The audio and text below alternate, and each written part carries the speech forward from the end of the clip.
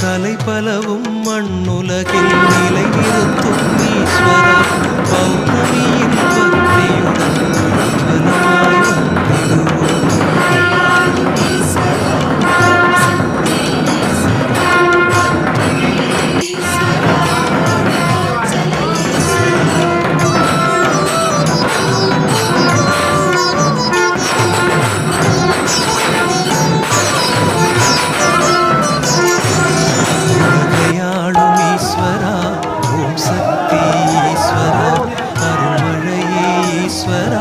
அருணாச்சல ஈஸ்வரா